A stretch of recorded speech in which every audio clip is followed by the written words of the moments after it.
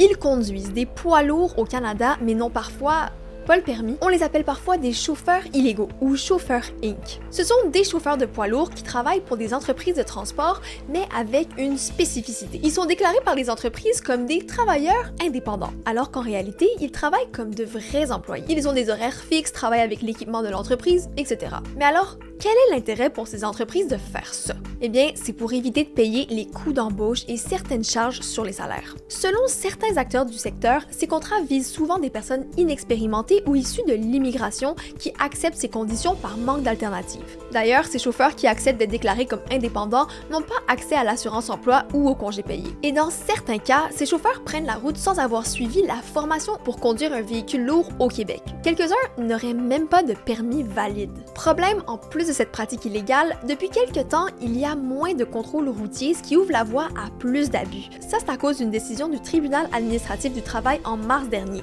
qui a interdit aux contrôleurs routiers d'arrêter les camionneurs sur la route puisque leur armement est jugé insuffisant par rapport aux dangers auxquels ils font face. Et tout ça, ça arrive dans un contexte où les accidents impliquant des camions sont en hausse. Entre 2023 et 2024, les décès liés à ces accidents ont augmenté d'environ 35%. Et juste entre août et octobre de cette année, 5 personnes ont perdu la vie dans des collisions avec des poids lourds. Vendredi dernier, Québec a donc annoncé une enquête publique pour examiner ces décès. Et au début du mois, un comité de la Chambre des communes a aussi lancé une étude sur le phénomène des chauffeurs Inc. Ça permettra de comprendre s'il y a un lien entre les chauffeurs Inc. et les accidents et comment on peut améliorer la sécurité sur nos routes.